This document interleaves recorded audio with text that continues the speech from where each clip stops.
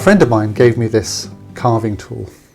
He thought it was ruined because it has some very bad pitting, some rust pitting, and I can feel it on the surface of the metal.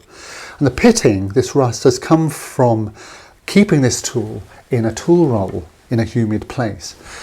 You need to know that all carving tools are high carbon steel. They're not stainless steel. They will rust, so you need to keep them in dry places or otherwise protect them. But this tool is not ruined. We can certainly resurrect it. We can stop that rust going further, and we can recommission it so that we can use the cutting edge, we can use the tool just as if it wasn't rusted. And I'll show you how I do that now. The first thing I'm going to do is actually cure the rust itself with something like this. This is a trade product that converts the rust to an inert phosphate.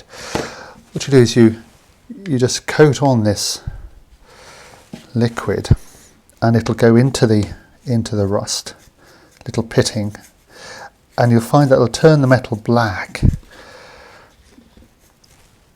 and you need about 15 minutes to let it work. So we'll just put that all over it. Don't worry about the bevel, but we'll put that all over, and that'll sort out the rust itself and stop that from penetrating any further. So there you go, it's all on, and I'll just leave that for 15 minutes to cure. So here's the tool after 15 minutes. You can see that it's all black because this product affects all metal, but it'll be penetrating into the rust.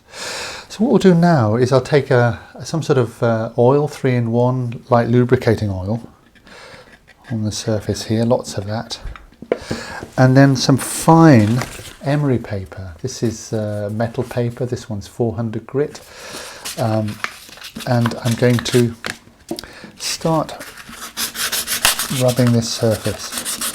Fairly fine paper. I'll rub all that off. We're now going to rub it back to the metal,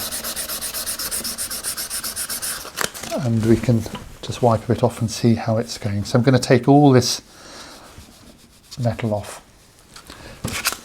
Well, not metal, all the black off.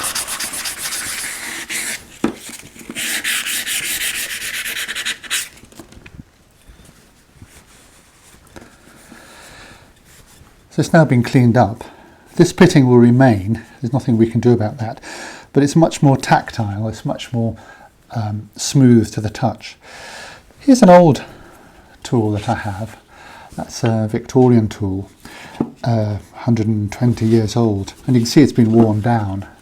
It would have been that length, and it's got the pitting marks on there, here. And the thing is that it just gives the tool character, and in a way that's how we should see this tool, as in the future this is its life story in the pitting. But the issue really is whether this pitting, which can be right to the edge, affects the actual cutting edge. And of course if the pitting's on the edge and the plane of the inside goes straight across, then of course it will. But the way to get around this is to put an inside bevel on, and what that does is it lowers the edge into the metal and below the level of the pitting. So we'll put an inside bevel on this tool, make sure the outside bevel is at the correct cutting angle, then that tool should be ready for carving. Sharpening this tool is exactly the same as sharpening any other tool out of the box, and you'll see on this website lots of instruction about sharpening carving tools. Essentially we're going to put the inside bevel on, we're going to shape it, form it with a slipstone like this. So they'll be rubbing the inside bevel, and that will actually create a bevel that you can feel. You can feel this inside bevel heading down to the cutting edge. The coarse stone does the shaping, and then a fine stone is what you use to finish off, rubbing it like so. On the outside bevel, the cutting angle is again shaped, and the cutting angle is where you'd be cutting wood, is shaped this way on the stone, a coarse stone, and then on a fine stone to finish off. So you'd be finishing off between the fine stones, inside and outside, and then stopping. And that's it really. That creates this inside bevel, throws the cutting edge into the body of the metal below the pitting, and we should be able to use that without any problems whatsoever. So here's the inside bevel. You can see it quite clearly, and you can certainly feel it going down. There's the outside bevel. It's a bit longer. And there it is,